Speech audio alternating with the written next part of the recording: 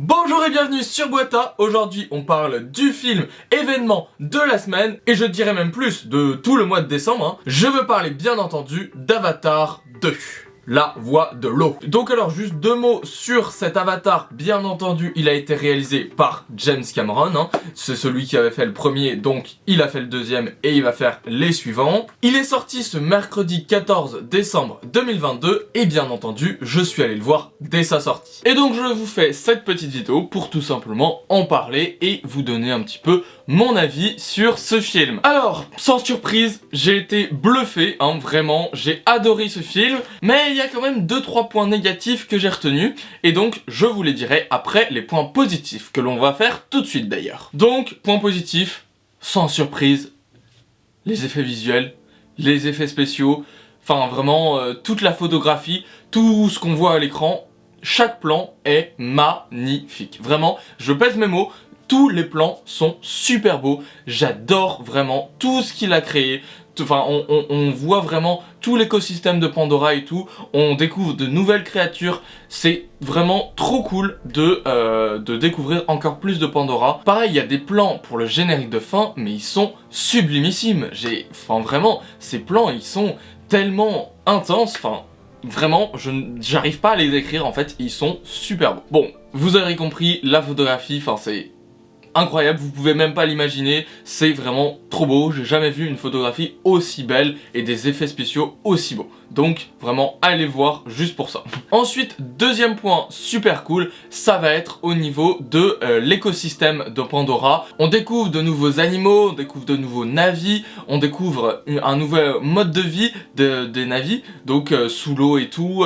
Vraiment c'est une redécouverte de Pandora et c'est vraiment trop cool en fait, parce que t'as la base de Pandora qui reste, t'as déjà quand même des choses que tu connais et qui te font dire que t'es sur Pandora, t'es avec les navis et tout, mais c'est quand même un écosystème que tu connais pas encore. T'as énormément de toujours les plantes qui s'illuminent, les animaux aussi qui s'illuminent, c'est vraiment super beau.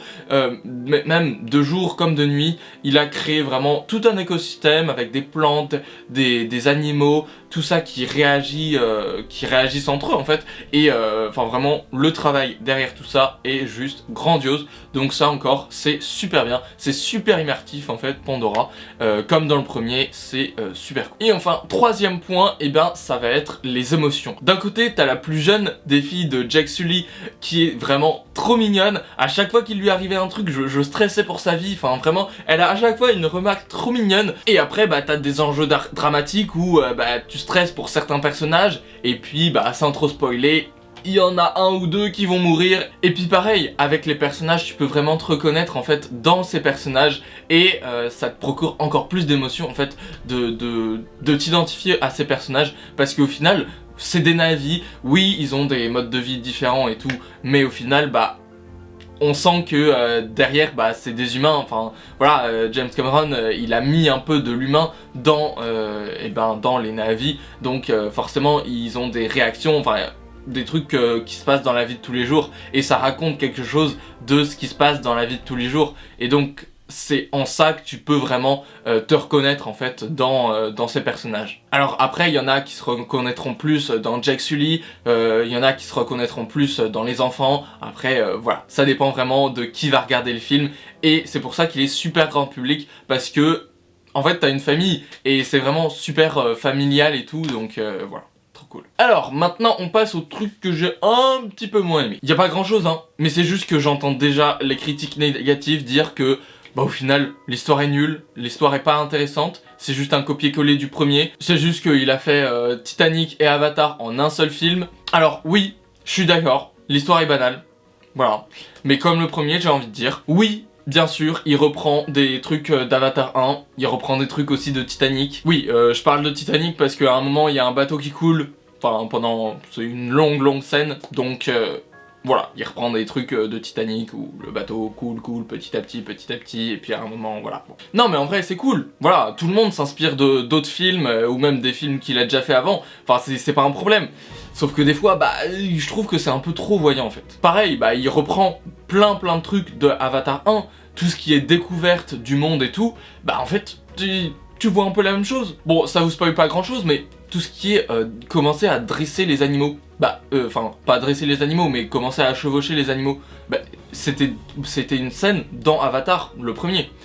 Il y a la même scène quasiment, mais dans l'eau et dans Avatar 2 quoi. Après voilà, il y a plein de trucs encore qui se ressemblent en fait, ça c'est un exemple parmi tant d'autres, mais il y a plein de trucs qui se ressemblent entre Avatar et Avatar 1. Tu te dis, ouais, tu peux le raconter différemment, mais en tout cas, dans l'idée, c'est la même scène en fait. Pareil, on a l'arbre sacré, on découvre l'arbre sacré dans le premier, mais on découvre le même arbre sacré, mais sous l'eau, dans le deuxième. C'est... Pourquoi ? Ok, d'accord, mais... amène-le nous différemment en fait. C'est un peu trop ressemblant, je trouve, entre Avatar 1 et Avatar. Et puis aussi, autre petit point négatif, bon encore ça m'a pas hyper dérangé, hein. Ça va être, bon, le développement de certains personnages. Par exemple, il y a un personnage qui meurt, et en fait, celui-là, on s'en fout un peu, enfin il est pas vraiment super bien développé. Oui bien sûr, les parents en pleurent, mais... au bout d'un moment, il est oublié et on passe à autre chose très vite en fait. Et même le personnage en lui-même, pas hyper intéressant quoi. Pour moi, c'était juste un personnage pour faire ressortir là le fils qui est mal aimé et tout. Mais en soi, celui-là, on s'en fout quoi. Bien sûr, ça reste un chef-d'œuvre. J'ai adoré ce film et quasiment tous les films ne lui arrivent même pas à la cheville. N'hésitez pas à aller voir Avatar au cinéma parce que vraiment c'est un chef-d'œuvre et il faut pas le louper. Vraiment, allez le voir dans les meilleures des conditions. En plus, la 3D, j'en ai pas parlé, mais la 3D est magnifique, vraiment. C'est, je baisse mes mots, j'ai jamais vu, la première fois que j'ai vu en 3D un film, c'était un peu, c'était pas ouf. Mais là, elle est vraiment magnifique, ça ajoute un plus en plus quoi. N'hésite pas à mettre un like si ça t'a plu et puis à t'abonner si tu aimes tout ce qui est audiovisuel, cinéma, puisque on parle de ça sur cette chaîne. Je voulais vous souhaiter de joyeuses fêtes, hein. Prenez soin de vos proches, allez fêter Noël et Jour de l'An en famille, et puis nous on se retrouve du coup à la rentrée en 2023 pour une nouvelle vidéo. Allez, salut, à plus!